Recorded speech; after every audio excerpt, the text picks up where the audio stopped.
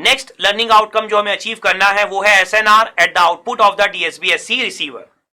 तो यहां पर अगर हमें डीएसबीएससी रिसीवर के आउटपुट में बेसिकली अगर हमें एसएनआर अचीव करना है, एसएनआर कैलकुलेट करना है, तो SNR at the output of the receiver, तो इसके लिए सबसे पहले हमें क्या करना होगा, रिसीवर के डायग्राम को बहुत डिटेल में एक्सप्लेन करना होगा। ठीक है, तो रिसीवर का जो डायग्राम है ऑलरेडी हमने बहुत बार स्टडी कर रखा है, यहां पर हम दोबारा स्टडी करेंगे।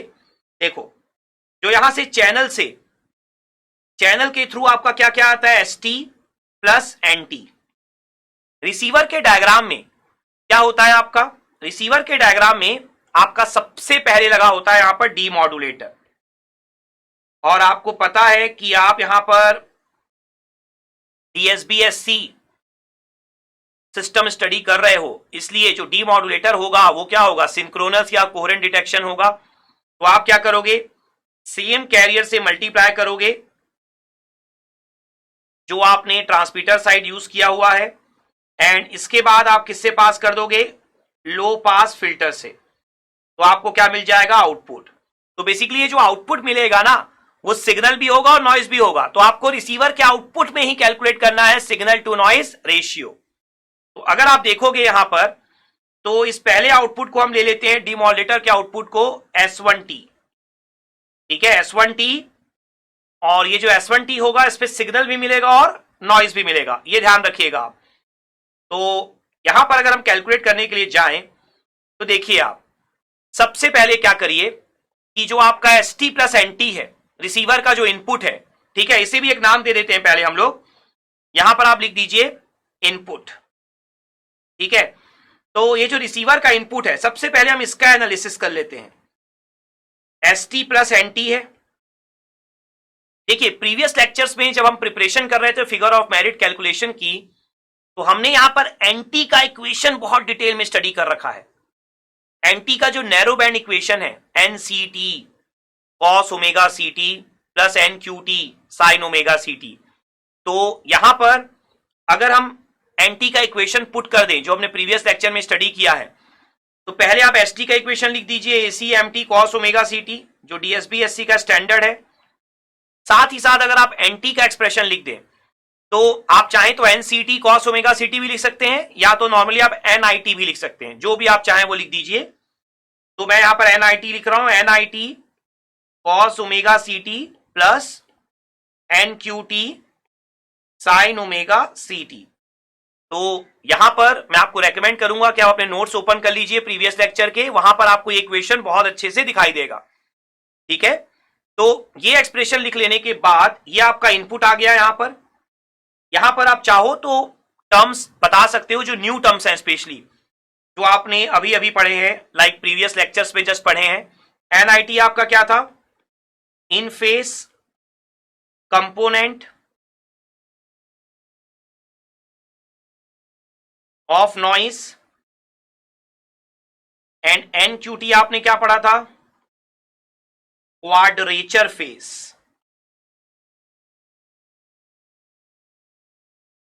Of noise.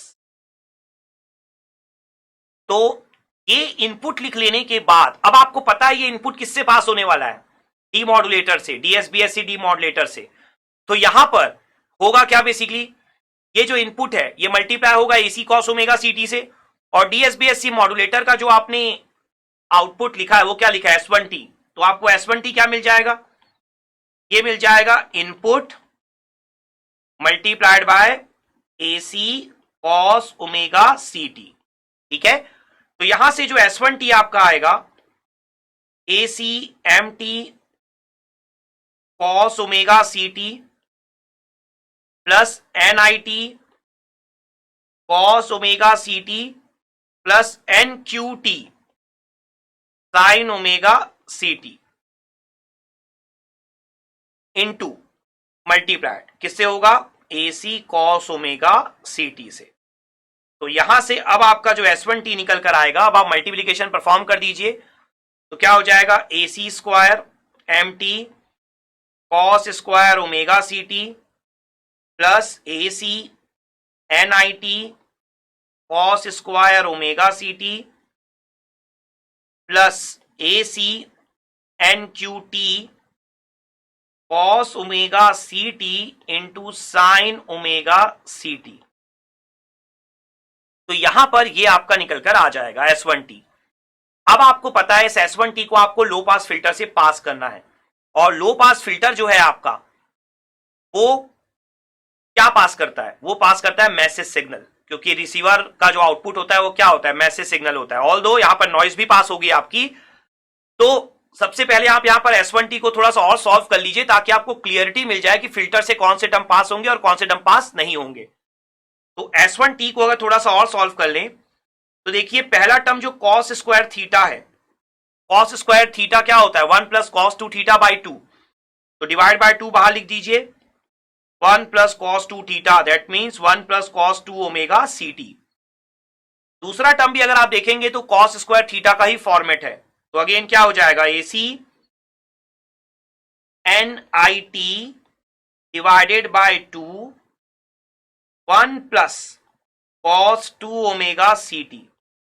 और लास्ट टर्म अगर आप देखेंगे, बिल्कुल लास्ट टर्म, तो वो किसका फॉर्मेट है आपका, वो है आपका कॉस ए साइन बी का, ठीक है, या कॉस थीटा साइन थीटा भी बोल सकते हैं क्योंकि ए और बी दोनों सेम है यहां पर।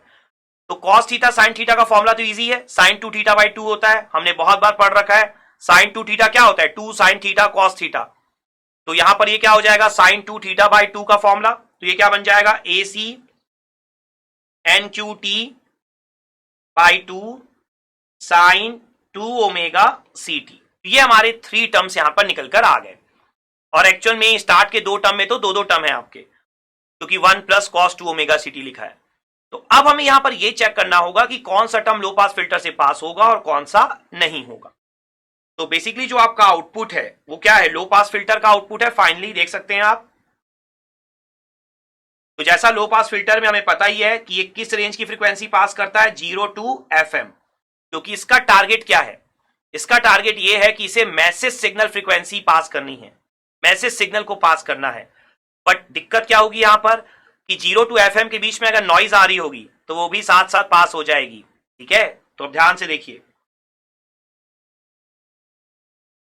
तो ध्यान से देखेंगे अगर आप, तो पहला टर्म जो है वो क्या है, 1 into a c square m t by 2।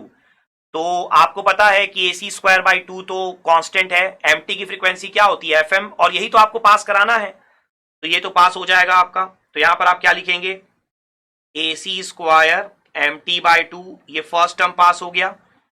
Second term को अगर आप देखेंगे तो कॉस 2 ओमेगा सी टी है, इंटू एम टी है, तो आपको पता है 2FC, 2 ओमेगा सी मतलब 2FC। तो जब भी 2 सिग्नल टाइम डोमेन में मल्टीप्लाई होते हैं उनकी फ्रीक्वेंसीज क्या होती है, ऐड एंड सब्ट्रैक्ट। तो ये आपने कंसेप्ट बहुत बार पढ़ रखा है। अब तो यहां पर 2FC FM जब ऐड और सब्ट्रैक्ट होंगे तो वो बहुत हाई फ्रीक्वेंसी होगी, क्योंकि FC ही बहुत ज्यादा बड़ा होता है FM से, तो 2FC is a much much greater than FM। तो ये टर्म तो जहां भी आपको FC या 2FC दिख जाए वो लो पास फिल्टर से कभी पास नहीं होगा, ये हम बहुत बार डिस्कस कर चुके हैं। तो ये टर्म तो पास नहीं होगा। अब नेक्स्ट टर्म देखिए आप, ACNIT बाई 2 इंटू 1। तो देखिए NIT जो है, बेसिकली हमने पढ़ा हुआ है NIT और NQT के बारे में कि NIT और NQT भी लो फ्रीक्वेंसी ही कंटेन करते हैं, ठीक है ना।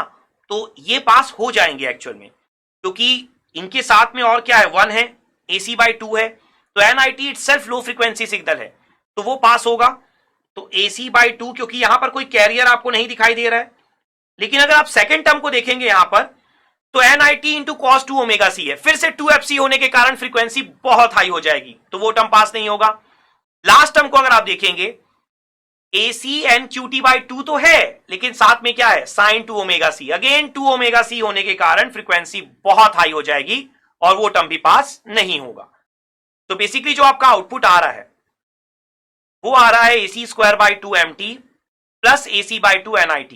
तो यहां पर आपको क्लियर है अब कि ये कौन सा टर्म है आपका, सिग्नल वाला, और ये कौन सा टर्म है आपका, नॉइज वाला। तो रिसीवर के आउटपुट में भी आपको सिग्नल भी मिल रहा है और नॉइज भी, लेकिन आपका टारगेट सिग्नल और नॉइज कैलकुलेट करने का नहीं है, आपका टारगेट है दोनों का पावर कैलकुलेट करने का। तो यहां पर अगर आप बात करते हैं सिग्नल पावर की, तो इसे मैं यहां पर डिनोट कर रहा हूं पीएसओ से, ठीक है। तो पीएसओ सिग्नल पावर, ये कितना होगा आपका? देखिए यहां पर इस पॉइंट को समझना बहुत जरूरी है कि यहां पर आपका कोई कॉस या साइन नहीं है, AC स्क्वायर बाई 2MT है, कोई कॉस या साइन नहीं है। तो देखिए मैंने आपको क्या सिखाया हुआ है स्टार्ट से, जब भी कॉस या साइन हो और साथ में कोई वैल्यू मल्टीप्लाइड हो तो क्या करिए, उस वैल्यू का स्क्वायर करके डिवाइड बाय 2 निकालिए। ये मैंने आपको हमेशा सिखाया है। लेकिन मैंने आपको और क्या सिखाया, जब भी कॉस या साइन नहीं हो तो पावर निकालने के लिए बस उस टर्म का क्या कर दीजिए, स्क्वायर कर दीजिए।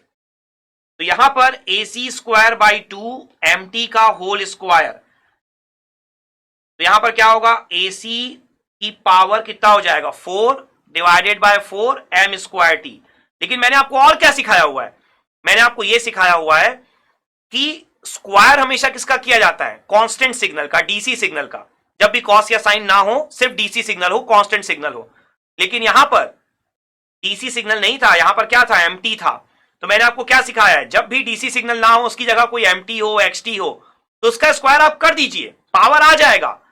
लेकिन जो आपको सिग्नल का स्क्वायर दिख रहा होगा पावर में, वो एक्चुअल में सिग्नल का स्क्वायर नहीं है, वो क्या है, उसका पावर है। तो यहां पर जैसा हमने अभी ऊपर डिफाइन किया था, सेम हम यहां पर डिफाइन करेंगे, PSO is equal to AC की पावर 4 बाई 4 PM।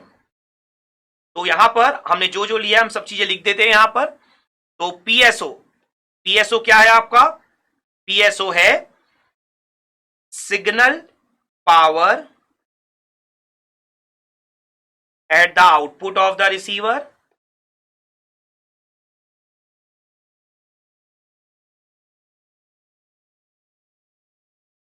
और PM क्या है आपका, मैसेज सिग्नल पावर। तो यहां पर हमने ये दोनों चीजें भी कैलकुलेट कर ली, समझ ली। PSO, PM, PSO in terms of PM हमने कैलकुलेट कर लिया। अब हम क्या करते हैं, इसे दे देते हैं इक्वेशन नंबर 4। ये हमारा फोर्थ इक्वेशन यहां पर आ चुका है। नाउ सिग्नल पावर निकाल लेने के बाद नेक्स्ट हमारा टारगेट है पीएनओ का, मतलब नॉइस पावर। तो देखिए नॉइस सिग्नल क्या है, नॉइस में भी देखेंगे तो कोई कोसाइन या साइन नहीं है। तो फिर से वही ट्रिक जो मैंने आपको सिखाई है स्टार्ट से, जब भी कोसाइन या साइन ना दिखाई दे, जो भी सिग्नल है उसका स्क्वायर कर दो, पावर आ जाएगा। लेकिन अगर वो कांस्टेंट नहीं है, जैसे 5 होता तो 5 का स्क्वायर क्या हो जाएगा, 25, उसका पावर। तो वो 5 क्या है, कांस्टेंट वैल्यू है। लेकिन यहां पर NIT कांस्टेंट नहीं है, तो जो NI स्क्वायर टी मिलेगा वो NI स्क्वायर टी नहीं होगा, वो क्या होगा, NI का पावर होगा।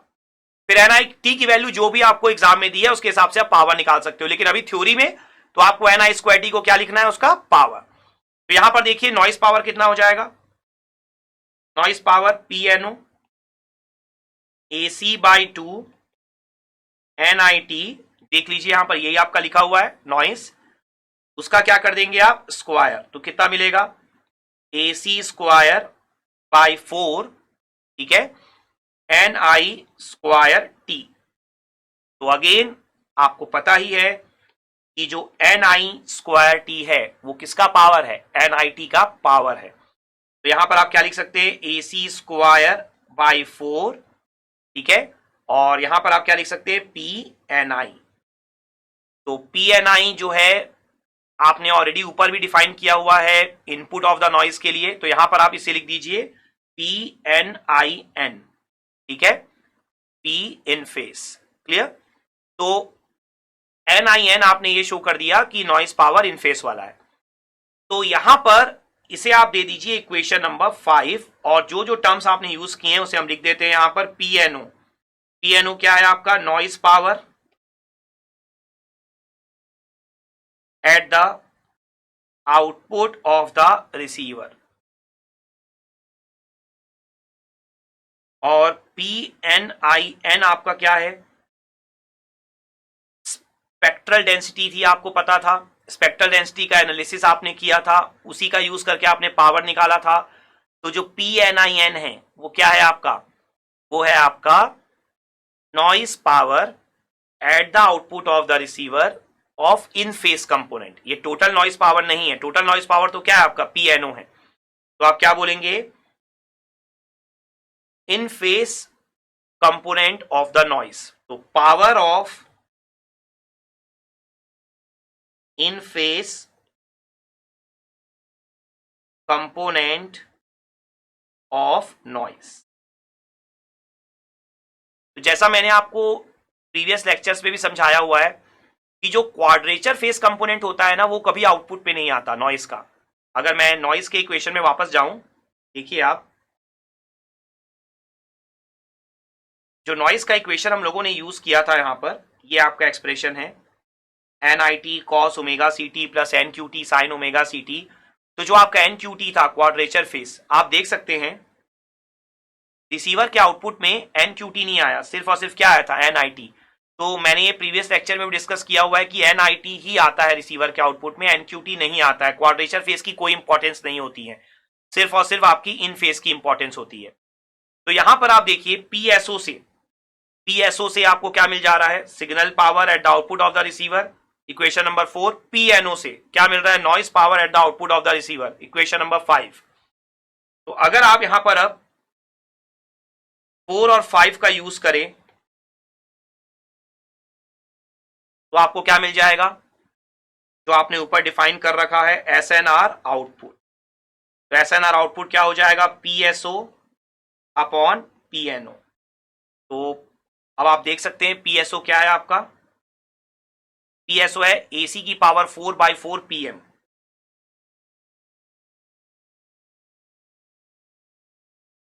और PNO क्या है, आप देखिए AC की पावर 2/4 PNIN।